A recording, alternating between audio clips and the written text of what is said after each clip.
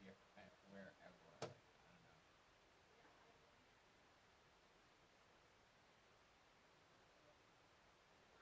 Wow.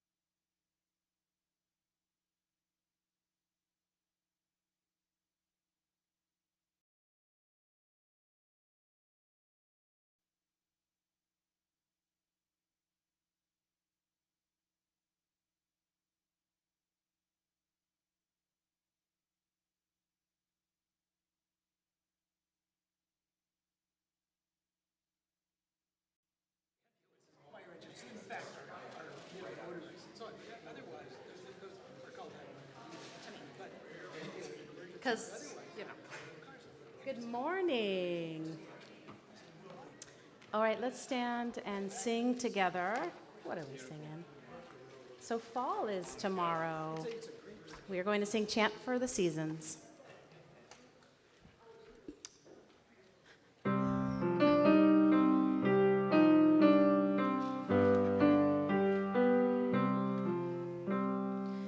Summertime has turned the star wheel, autumn is upon us. Summertime has turned the star wheel, autumn is upon us. Sweetly angling sun, sweet upon the air, the smell of blue mist rising. Summertime has turned the star wheel, autumn is upon us. Glorious the trees, glorious the sight of rust leaves falling, falling. Summertime has turned the star wheel, autumn is upon us.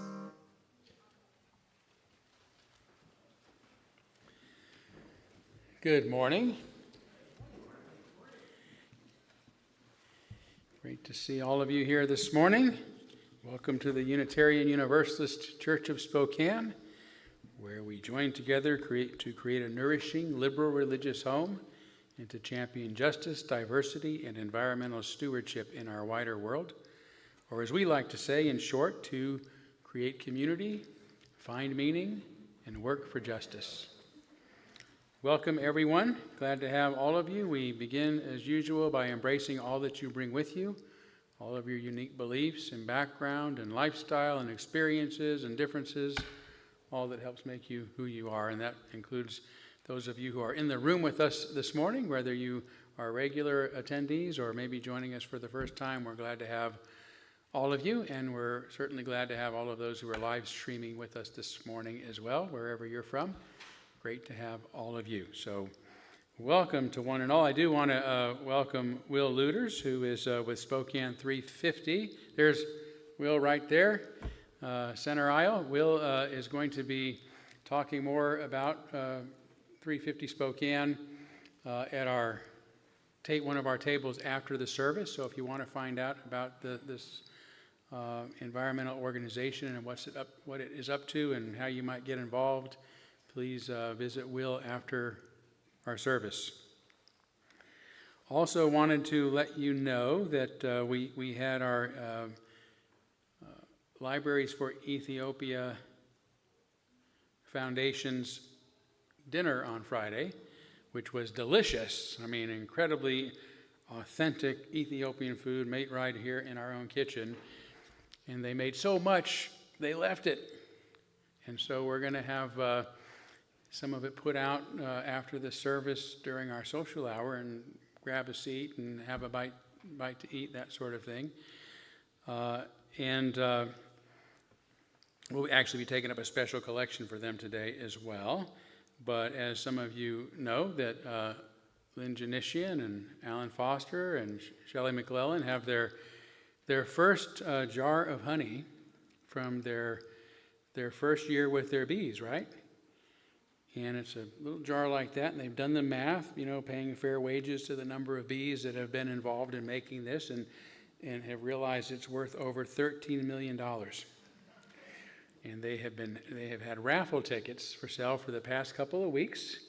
They're well on their way to earning that $13 million, but we're not quite there yet. So they will be selling tickets, continuing to sell tickets right up until the drawing today during social hour. So if you want to see Lynn, or I don't know where the tickets are in the back. And Alan will be back there selling tickets where the balloons are and whatnot. So we'll find out who the lucky winner is. Remind me, those are $5 a ticket? $5 for 20? $5 for 20? $50 will give you 13 tickets. And how much if they just give you the whole 13 million? How many tickets? They'll just give it to them for that. The odds are in their favor at that point, might as well. Okay. Well, it's a great worthy cause, so thank you for contributing to that as well. Okay, let's take a couple of seconds here at the start of our service, as usual, to greet one another.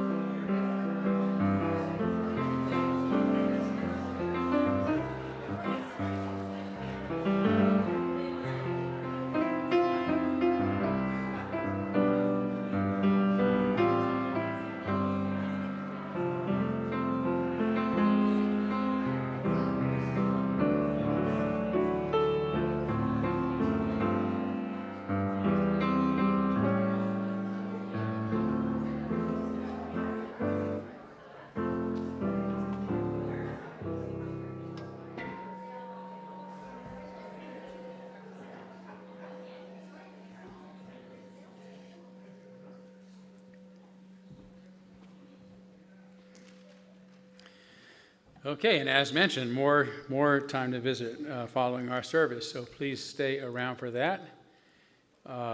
Thanks to Jean Larson for leaving us with these beautiful flowers. This was part of Gordon Larson's memorial service yesterday, so it's wonderful to be able to continue to celebrate his memory during our service this morning. Okay, we are going to move forward now by lighting our chalice. The chalice is the symbol of our unity and our solidarity, of our openness and our inclusion, of our community and our individual uniqueness.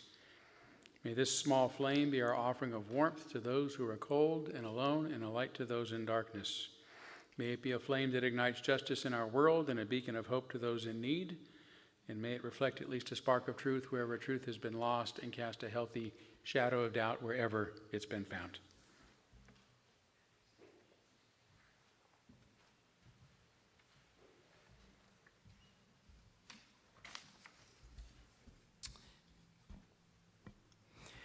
For our opening reflection, I note that today, the eve of our autumnal equinox, is not merely Sunday, but also Sun Day, as proclaimed by Bill McKibben, the longtime climate activist, writer, and ecological philosopher.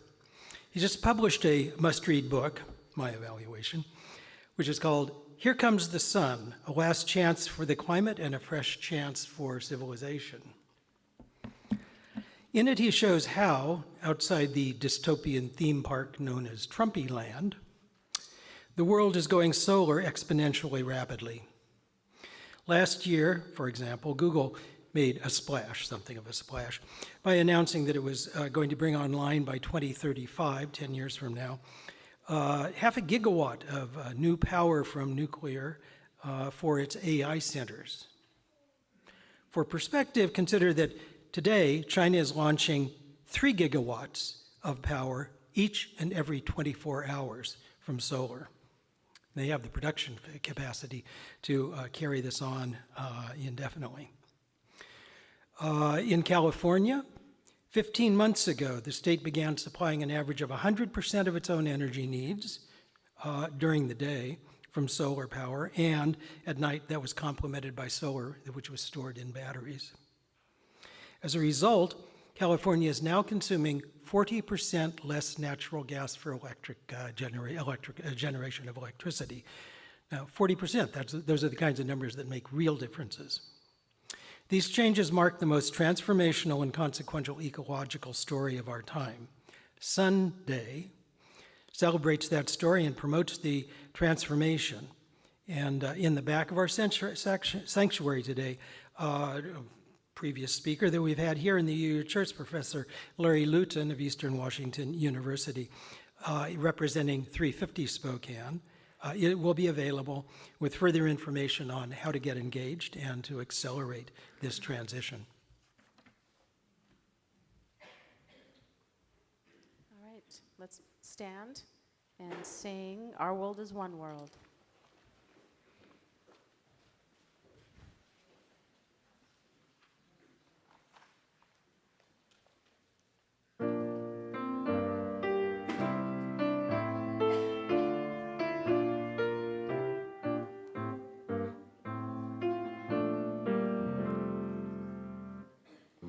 Our world is one world. What touches one affects us all. The seas that wash us round about, the clouds that cover us, the rains that fall. Our world is one world. The thoughts we think affect us all. The way we build our attitudes with love or hate we make a bridge or wall. Our world is one world. Its ways of wealth affect us all. The way we spend, the way we share, who are the rich or poor, who stand or fall. Our world is one world, just like a ship that bears us all, where fear and greed make many holes, but where our hearts can hear a different call.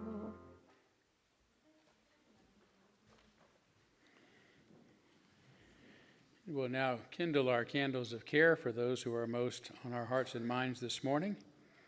We want to begin with a candle on behalf of David Deerdorf, who is currently under hospice care. He is at home and in good spirits, but we're thinking of him and his wife Madeline and their family at this time.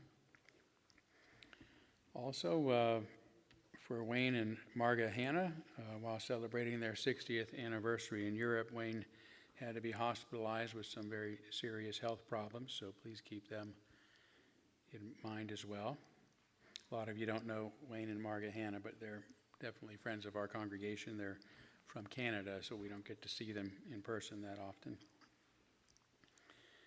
And a candle celebrating the birthday of our operations manager, Rebecca Adams. It's today. So wish her a happy birthday when you see her next. And as we have been on behalf of the people of Ukraine and the people of Russia and that region of the world suffering from the unnecessary war and violence there.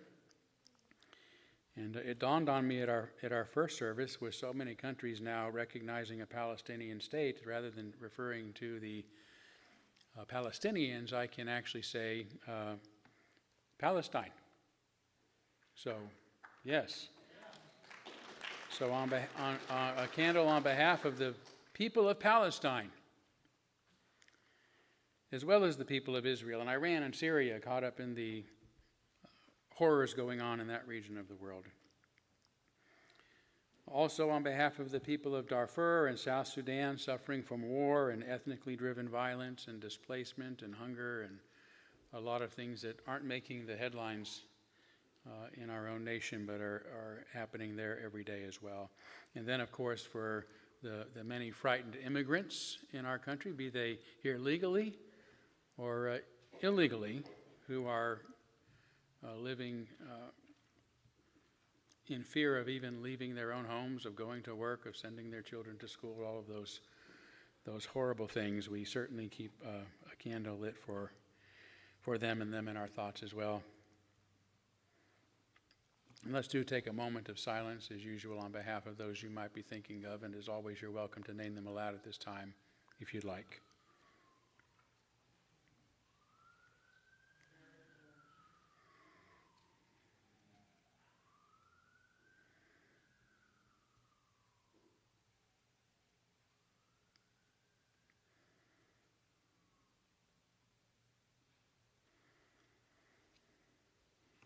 those named aloud and those embraced in our silence, and all those who are suffering in our world at this hour, we hold in our community with compassion. This is our third Sunday. We usually take up a special collection for an organization or cause that we care about, and this Sunday special collection is on behalf of the Libraries for Ethiopia Foundation. If you were here last Sunday, you learned about the great work they're doing, trying to address the book poverty that exists in Ethiopia by converting an old building into a library and actually getting children's books that are in the right language and will be bountiful enough to help children there read. Their goal is to make sure no child in the world anywhere has to live without the opportunity to read. So if you want to contribute to this, you'll find a special collection envelope in your order of service. Just feel free to use that. You don't have to seal it. We'll recycle it in the spirit of our care for the earth. If you've already licked it, that's okay too. If we can't reuse it, we'll recycle it. How's that? But anyway, thank you so much for your care and compassion and generosity in advance. We now gratefully give and receive this morning's offering, which helps sustain this community and our mission to the larger world.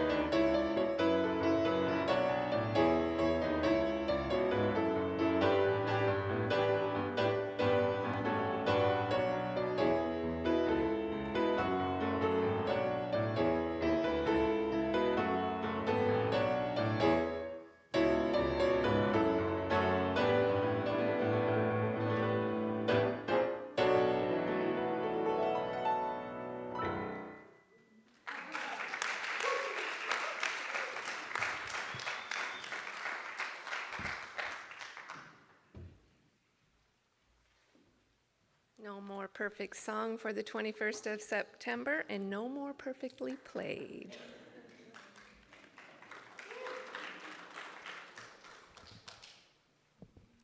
So I'd like to invite any children or anybody of all ages, if you'd like to come forward. I'm going to talk a little bit about books and reading today. And then we're going to go talk about books and reading back in RE. We have been talking a lot about books, reading, and libraries in our church lately. Todd recently gave a sermon titled What to Read and Why. You can find his recommendations both on our website and also hanging on the trifold kiosk at the back of the Friendship Hall. You can have a seat right up here. You can sit on the floor if you'd like to, or right on the chairs. Great. Great, and we'll all walk out together in just a few minutes. This past week, we learned about libraries, the Libraries for Ethiopia Foundation, and took up a special collection just today for that important cause. And today is our first Reading Across the Lifespan Sunday of this church year in religious education. But before we head back to the RE wing, I want to share something I learned from our very own Spokane School District. In their recent newsletter, they announced that 77% of our third graders are reading at grade level. That's 3 out of 4 kids. Pretty great, right? Woo! We are lucky to have good schools and devoted teachers in this community. But it also means that 1 out of 4 is not quite there yet. And that can translate into an achievement gap that makes reading a social justice issue. Dun, dun, dun. And who loves a social justice issue more than the Unitarians? Instead of feeling discouraged with that statistic, I thought, wait a minute, doesn't this sound like something we could actually help with? Not in a let's take over the teacher's job sort of way, we can't do that, but in a fun and joyful way, the way God intended reading to be. Because here's the truth. Kids don't just learn to read at school, they learn by watching us.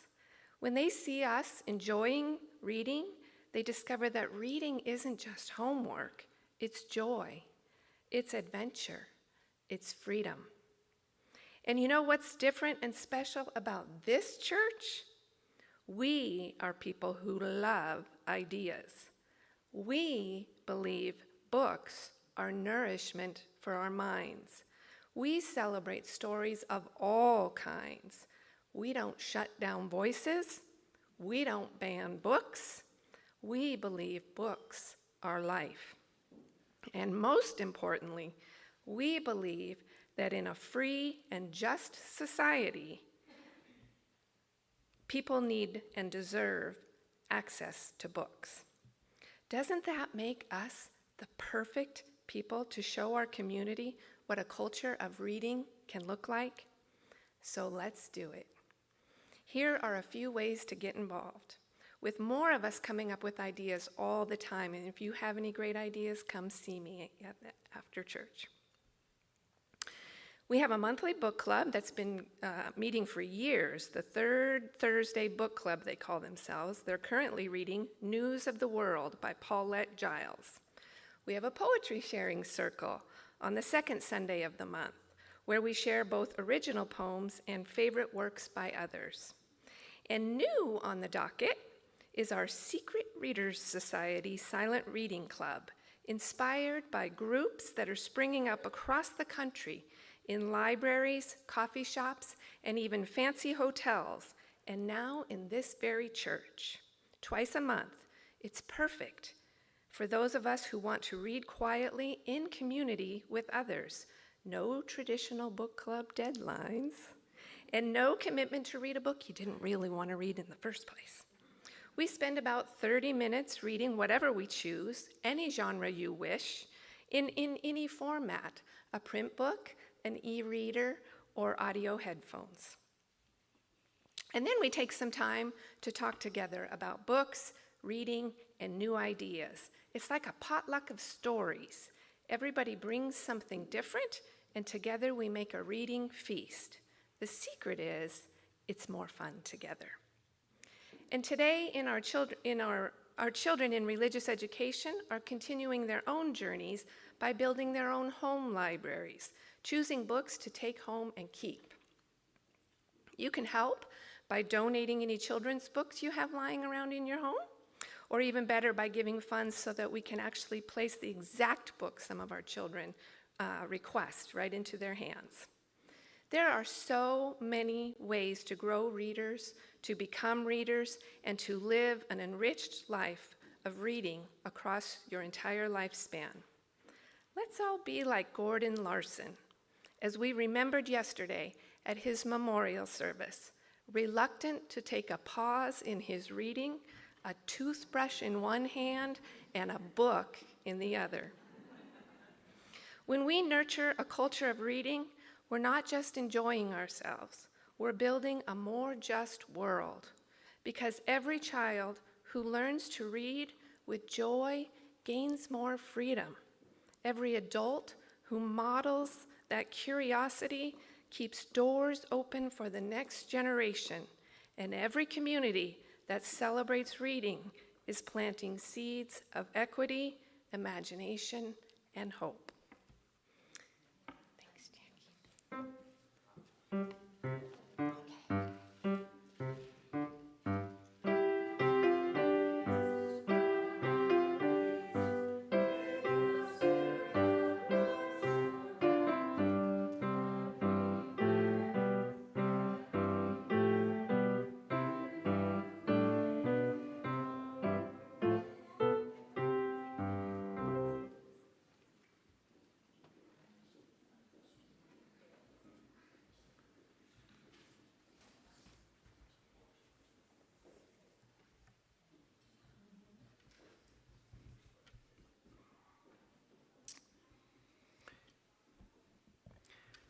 For today's meditation, I invite you into a state of repose.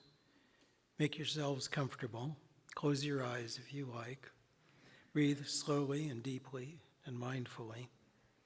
And reflect on the words of Thomas A. Edison, scientist, inventor, entrepreneur, and founder of the Edison Electric Illuminating Company, the corporation that started lighting up New York City electrically around 1882. That's about the time that our church was founded and going on a century and a half ago. His words: "I'd put my money on the sun and solar energy. What a source of power. I hope we don't have to wait until the end until oil and coal run out to tackle that."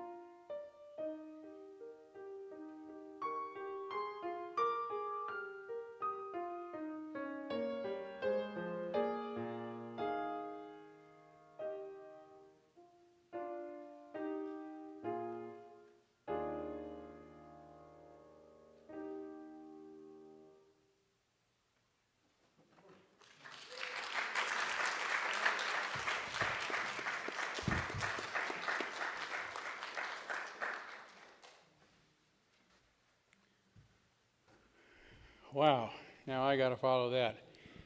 I mean, I'm pretty sure I heard Mozart leaping out of his grave saying, at last, somebody played that sonnet the way it's supposed to be played.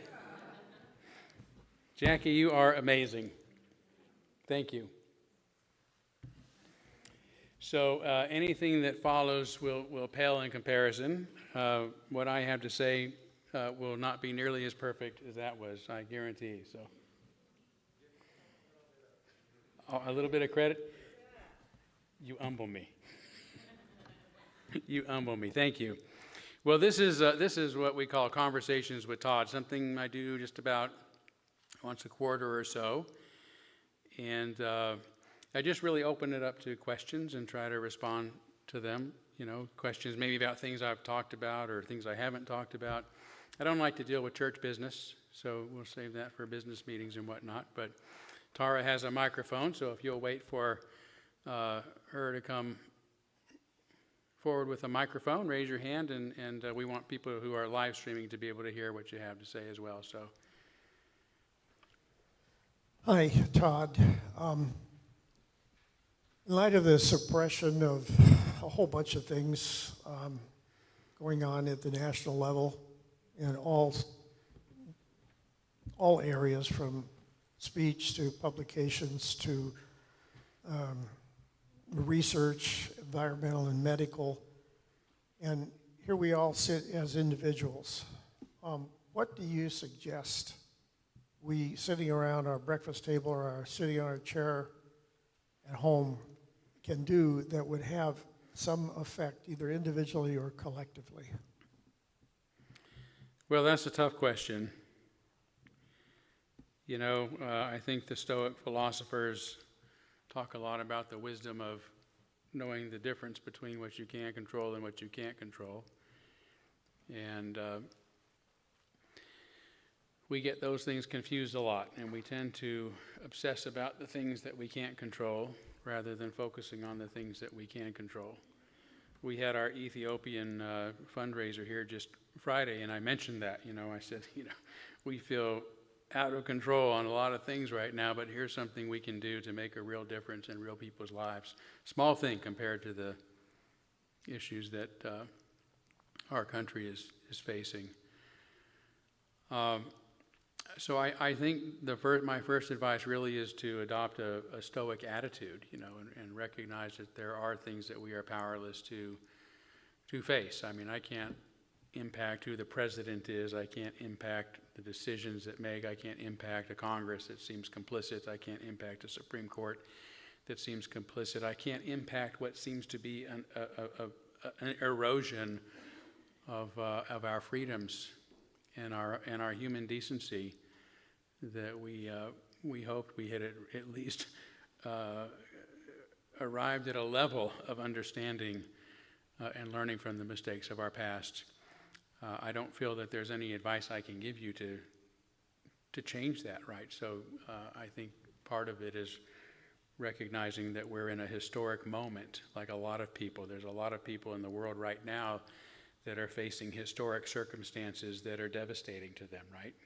The people in Gaza, people in Ukraine, people in Darfur, you know, Sudan, immigrants in our country,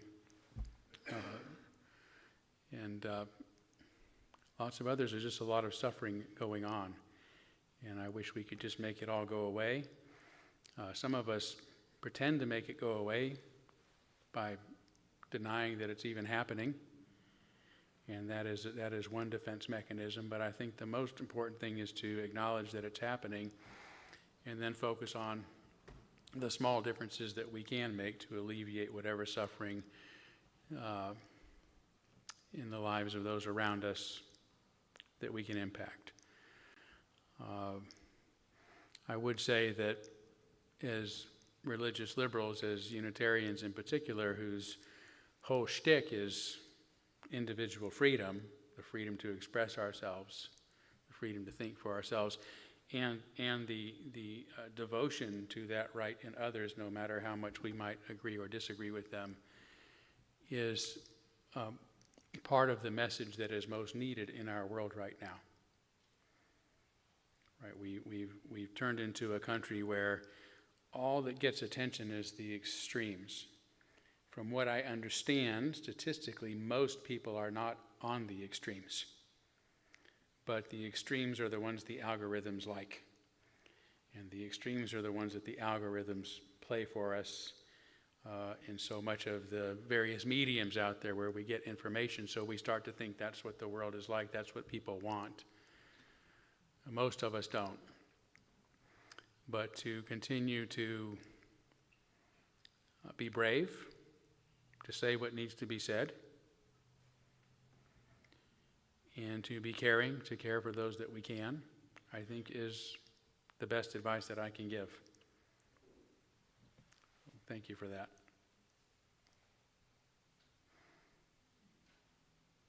Anyone else? Just raise your hand and Tara will come forward with a microphone. Or if you're done. Oh, there's one up here. And by the way, if you're just visiting or new to the congregation, feel free to ask any questions as well.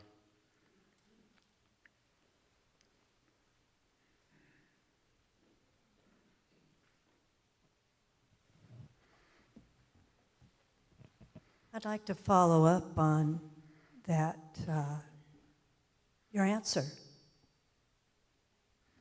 How do you feel or think about, I'm speaking for myself, I have to do something, and I'm certainly not the most active person here. There are many people that are out politically, voicing, acting.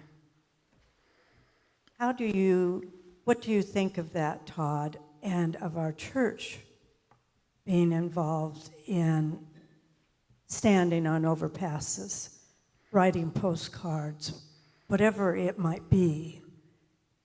I'm feeling a little not answered and needing more from my church to grasp onto, and from you, I guess. Do you understand my question? I'm not even sure I do. It's just there wasn't enough oomph to that for a Unitarian for me. Your answer. There wasn't enough oomph in it? Oh, okay. Well, I mean, that's it. Yeah, I mean, who am I going to pick a fight with? Right. Well, I mean, who am I going to make a show to? Right. And I'm not being argumentative. I'm just saying, I'm not at a place in my life where I like to do things that don't matter. Right. And I particularly not in a place in my life where I want to go out and demonstrate or protest the evil enemy.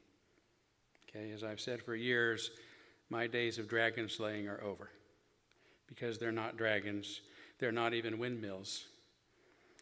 They're not giants. They're people. And I burned myself early in my life by making myself feel good at the expense of others. And it may not be the same as assassinating somebody who is at a rally, as much as I might disagree with that person. Charlie Kirk, for example. But to go after, the humanity, to deny the humanity of people who I disagree with by demonizing them, and those tend to be the opportunities that are out there, right? Let's go out and demonstrate, let's go protest, let's go march good about a situation, but not really making a difference to impact that. Now, there are some demonstrations that do. The one that we had a few months ago where there were 5, that got a lot of attention, right? That stirred up sentiments. And I think those, for me, my activism has always been, because it's not enough for me just to go out and make myself feel good by doing something. I have to do something that presumably will get attention. if I want to get a message out, how am I going to do that? How am I going to do that? And how am I going to make it happen? So, for example, several years ago, I started saving my garbage from Earth Day to Earth Day. And on Earth Day, I sent press releases out, and so the media could come and see what it looks like for one family to save all their trash for a year. How much trash do we produce, right? And then I produced that into a 360 video, so now you can put on a headset and go and look and see what a year's worth of trash looks like for one couple anyway. That kind of stuff grabs attention, right? Not always, but there's a better chance of it.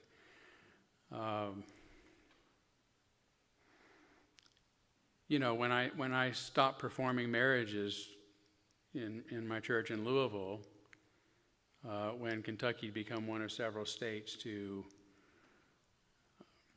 ban gay marriage in their constitution, that made the news. No more I do's, right? And then I got fired from my secular job for that. So I used that as another mechanism for, broadcasting my voice, if you will. So I call that prophetic drama. But it's really hard now to do that because there's so much more medium out there that you can't make that happen. So, I don't know. I don't have an answer, but I'm not somebody who is going to just get in the pulpit or get it, create busy work for myself for things that don't add up to a practical difference. And I don't want to make myself feel good like I've done something when I haven't done anything. For one thing,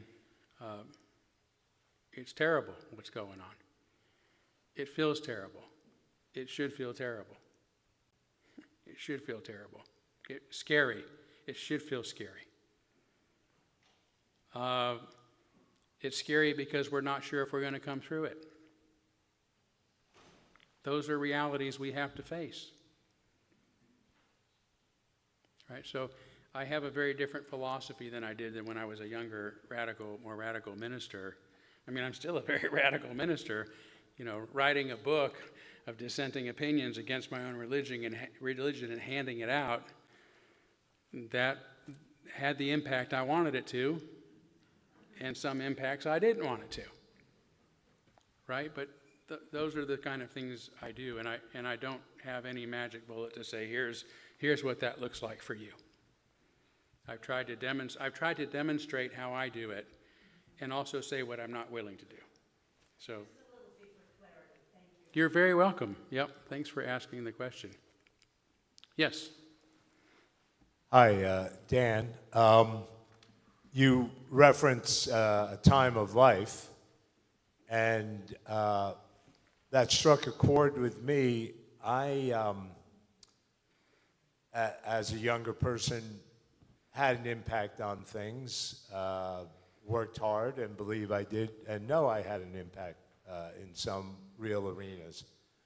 But I find now, as I go on, that I'm retreating to contemplation and working on what I may call hypothetical eternal verities, or just somehow more abstract and hopefully perhaps deeper, but very personal issues. And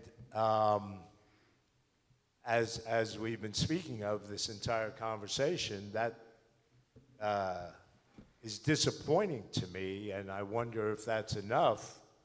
But, as you say, don't want empty performative gestures, and it's, I'm shocked at, aside from my doom scrolling, which I seem unable to escape, that I have retreated up here in the woods, and it's a problem, and I wonder if you comment further on that. Thank you. There's lots of healthy and unhealthy ways to cope with difficulties. Sometimes retreating is a healthy way, and sometimes it's an unhealthy way. I can't actually tell you the difference, but it goes back to that question of, what I can control and what I can't control. And, there are things within our power to change. There are things that are not in our power to change.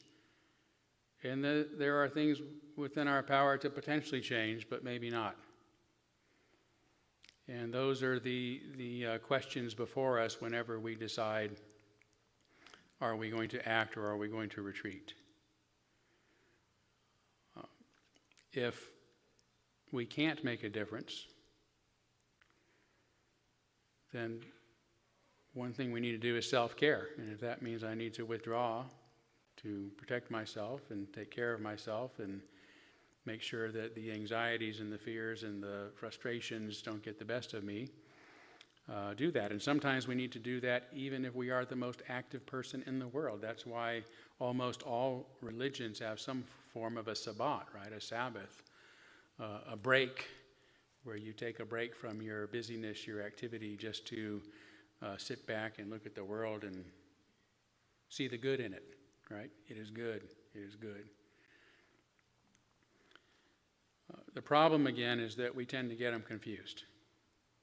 We fight and struggle against the things that we can't change, and we don't concentrate on the things that we can change.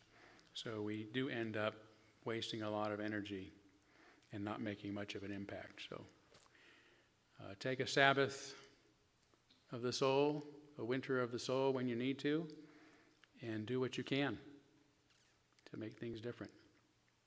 Yes, so we've got 3 in a row here. So Tara, I'll let you decide, and then we'll who there.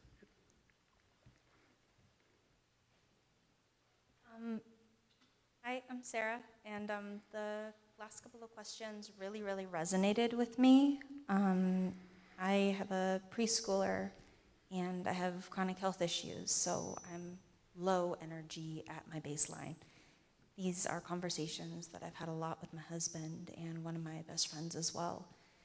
And I just wanted to mention that there was a book that my friend recommended to me that really helped me feel better about a lot of that, trying to figure out where is it worth putting time? How do you find ways to positively impact things in like a tangible way, not just a performative way, if that makes sense.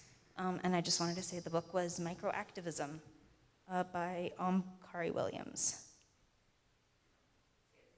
Yeah, Microactivism by Kari Williams. If you just type Microactivism book, it'll come up. It's what I was fussing with on my phone. Yeah, I didn't really have a question so much as recognizing that was true for other people too. Thank you for the book. Microactivism sounds a lot better to me than microaggression.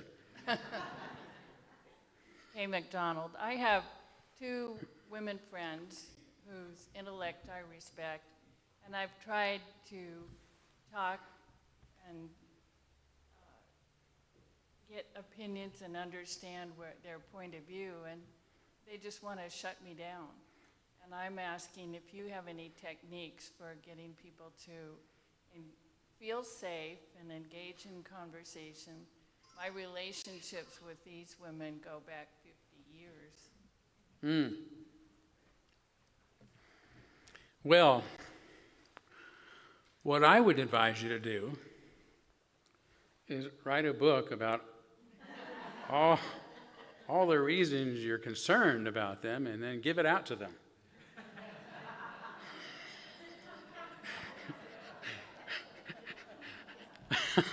Now, That's microaggression.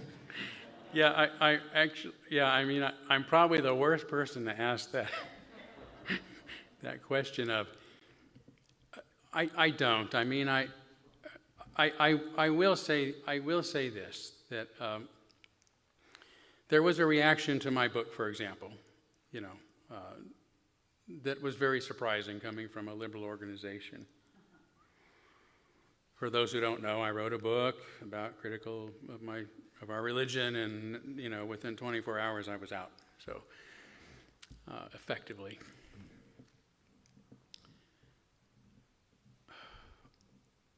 So I'll tell you a story. I'll tell you a story, an anecdote.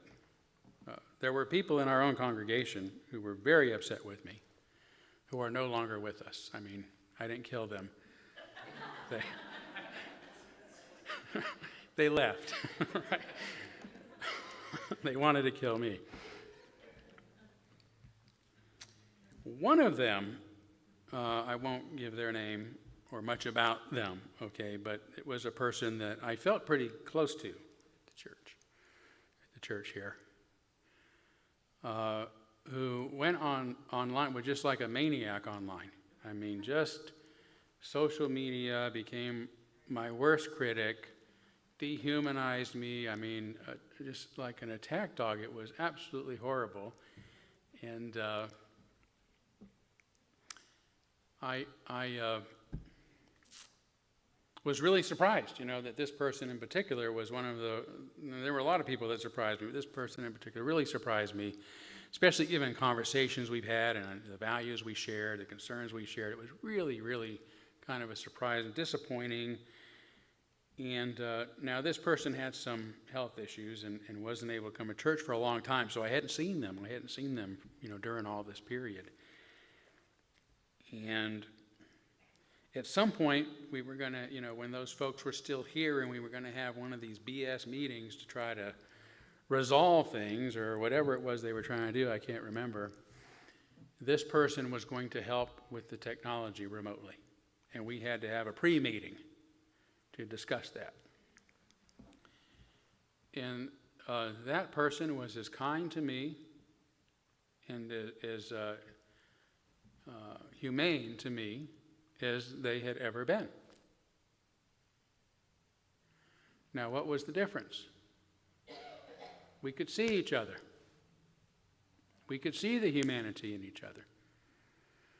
Right? So that, you will find that most often that makes a difference. Where the people that like to go online and do these flaming emails and these posts on Facebook and all of these things that are expressing themselves in ways they would not do to your face, is not a hypocritical thing. It's a human thing, right? Because the way we connect with each other is through these mirror neurons, and the mirror neurons are the very first thing to develop. That's why one of the first things babies learn to do is smile. Right? We're always smiling at babies. Well, they start mirroring us and smiling back. I've seen a lot of kids, who were adopted as infants, that grow up looking just like their adoptive parents. Right? Their faces, right? Because they mirror the faces. That's what we do. And this is not how humans communicate. This is how humans communicate. So I would just say that might be a little bit of advice to, try to stay in contact with them in a way that is physical and less threatening to them, or at least where you're more human to them than you might seem if you're not in their presence. And that's probably good advice for all of us, to remember to engage the mirror neurons. It's something that a lot of young people don't do as well as older folks because of the technology they're growing up around. So I think we have one more up here. Yep. So, thank you.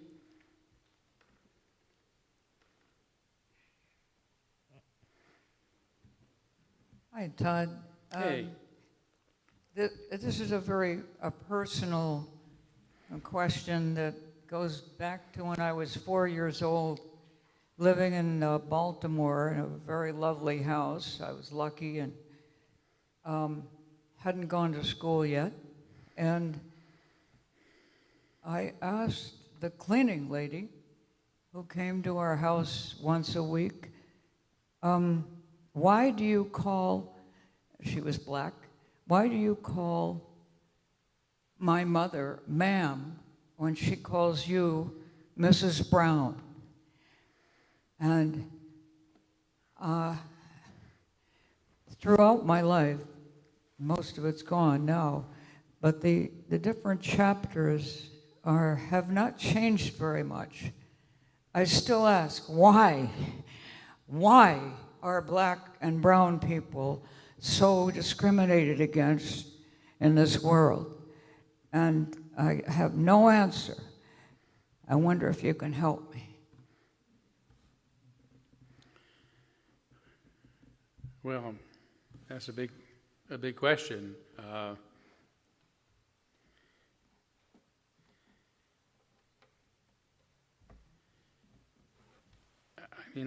guess I grew up in a very different situation. I've lived in the South most of my adult life, so I was surprised when I left California at the segregation that I saw in our society, right? Informal, but, from old redlining laws like we still have on the books here in Spokane, to just, black neighborhoods, black communities. I remember when Hillary Clinton was running and she referred to something for our black communities, and I just thought, why do we have black communities? Why can't we just have communities? When are we going to get to that point? Because those are the communities I grew up in. Now, it was tough. I and moved into my neighborhood that I lived the rest of my life in when I was 4 years old, right, in 1969. So and it was a very, very diverse community. It was poor, That's why it was diverse, right? And there was a lot of racism there. Everybody was racist. Because that's what we were taught. We were taught it from our parents. I remember when we moved in, I was 5 years old. And I moved into this house with my brother and sister, and these kids across the street were the exact same age as us and same genders and everything. And we played the whole day. My parents were moving in this little, 1,250 square foot house I would grow up in. And I just thought it was great. We moved in what a place. I've got instant friends. And the next morning, I was out in the yard, and they came out, and I said hi. Now these were black kids, Jan and Tony and Jerome, and I said, "Hey, hi guys!" I was so eager to see them, and they said, "Don't talk to us, you little bald ass white eagle," Yeah, I know. And I was shocked. I didn't know. My parents weren't great people, but they didn't talk to us about. So I didn't know what was going on in the world. I was, I just turned 5 years old, right? So I didn't know about racism. I didn't know about slavery. I didn't know about civil rights. None of that. I was just a kid who got dropped out of the sky into that spot, right? And that's where I was going to grow up. And I know what happened, of course.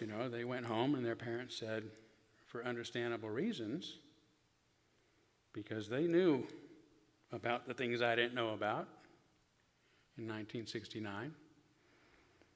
What are you doing hanging out with those white kids, And as my years went on, that was true with the Chicanos and the Samoans and the Filipinos and the Latinos.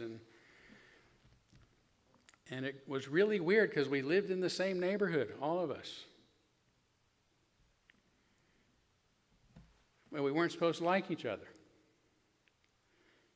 But we went to the same schools. We were integrated, right?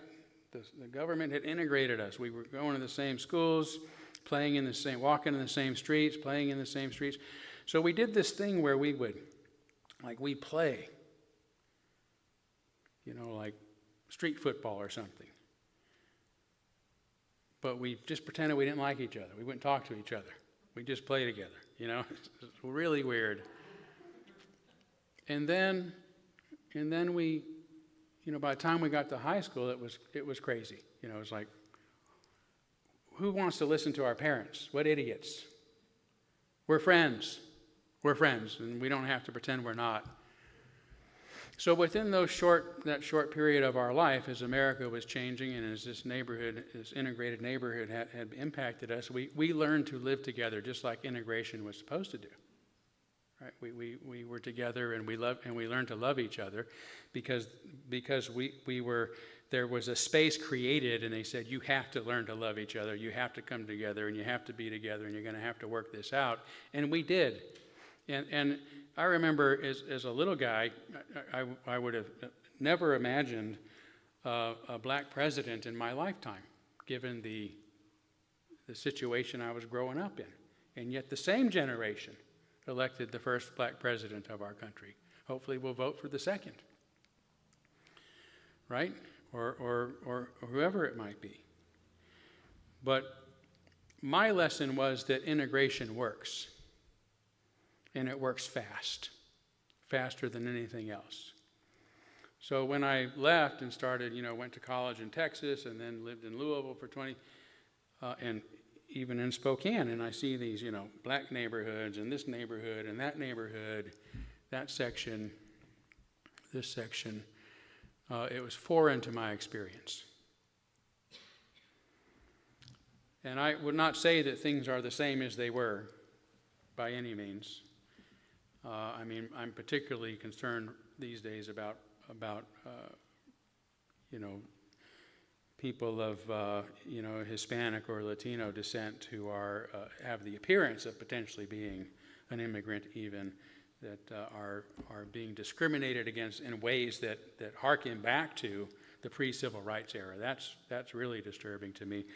But certainly there's a long way to go in that area. And I think that the solution is the solution that I experienced, that I was fortunate enough to experience as a poor kid in a bad neighborhood. And that was that we could learn to love each other in a very short time and realize that those differences don't make that much difference. And, to this day, the people of my childhood who I love, my best friends, Tony, he died at 40 of a drug overdose. Danny Bester, another black kid, best friend, spent his life in prison, for little drug crimes.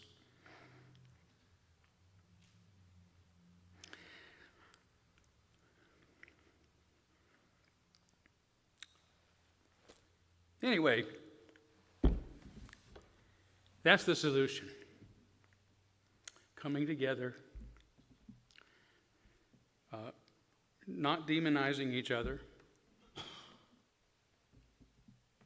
seeing the humanity in one another, and when we don't love each other, well, I'll back up. I say we have to love each other. We don't have to like each other. Okay, that's a huge distinction, because I might meet somebody I'm not like, and I'm not like to the point where I don't like them, I dislike them. In fact, I don't want to be around them, I'm so dislike them. But I have to love them. Now that doesn't mean I have an emotional sentiment for them. It means that I treat them with care, I treat them with respect, I treat them with humanely, I treat them with knowledge and understanding and wanting to understand where they're coming from and want that they have the same freedoms that I do and the same benefits to society that I do. That's what love is. If anyone who wants to say that they're centering their religion and their values on love, well, that's what it should look like.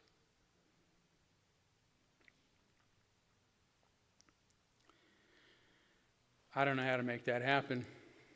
It goes back to the Stoicism. I wish I did. But we've got to see the humanity in others.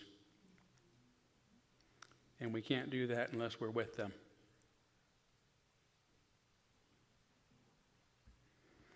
All right. Thank you. One more. One more? Oh, okay. I'll try to be quick.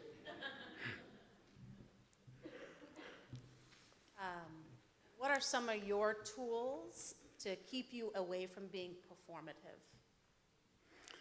Tools to keep me from being... Keep you away from being performative. All right, I'm going to use this word. Sorry, folks. Just don't give a shit. That's the best one. Authenticity? Authenticity. All right. Just be yourself. Yes. Yeah. That's really the key. I don't have to say more, right? It's okay? All right. Thank you.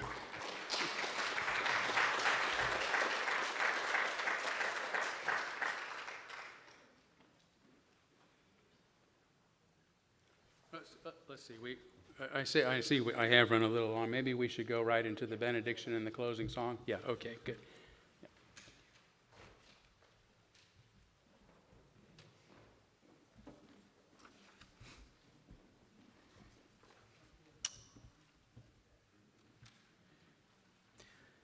For today's benediction, I offer the following Cree Indian proverb.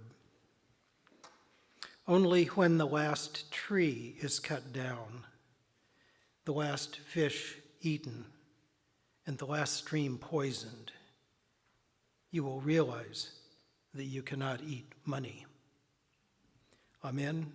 Blessed be. Salam alaikum and shalom.